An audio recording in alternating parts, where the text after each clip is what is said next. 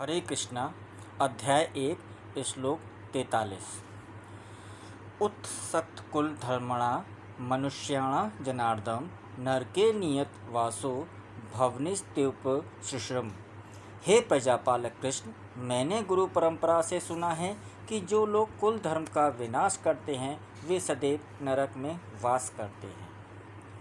अर्थात अर्जुन अपने तर्कों और अपने निजी अनुभवों के यहाँ पर बताने की कोशिश कर रहा है।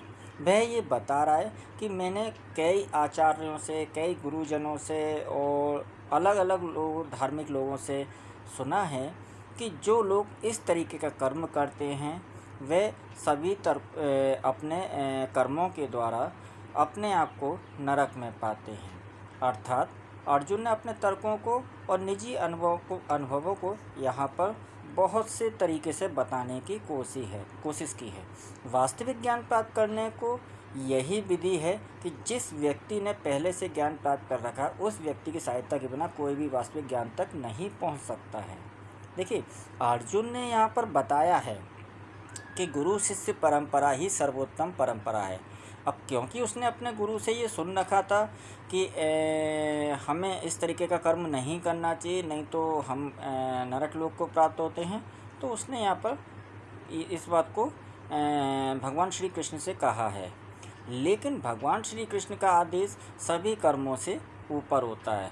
वर्णाश्रम धर्म में एक पद्धति के अनुसार मृत्यु के पूर्व मनुष्य के पाप कर्मों के लिए प्रायश्चित करना होता है। जो पापात्मा है उसे इस विधि का अवश्य उपयोग करना चाहिए। ऐसे किए बिना मनुष्य निश्चित रूप से नरक में भेजा जाएगा, जहां उसे अपने पाप कर्मों के लिए कष्ट में जीवन बिताना ही होगा।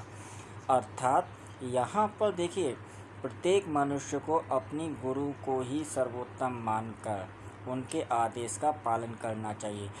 और गुरु से ऊपर हैं भगवान श्री कृष्ण।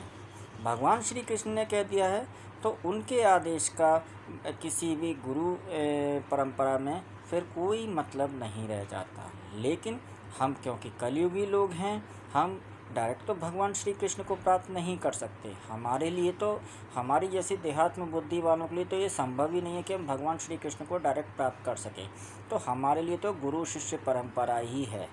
नहीं तो अगर हम इस तरीके के कार्य कर रहे होते तो आज भगवान श्री कृष्ण हमारे सखा नहीं होते, जो भगवान श्री कृष्ण अर्जुन के सखा थे। क्यों? क्योंकि देखिए, अर्जुन एक धर्मात्मा व्यक्ति था। वो धार्मिक कार्यों को जानता था, वो धार्मिक कर्मों को जानता था, धार्मिक आदेशों को जानता था। लेकिन उसने गुरु शिष्य परंपरा का भी यहाँ पे पालन किया है और भगवान श्री कृष्ण के आदेशों का भी पालन किया है। हरे कृष्णा।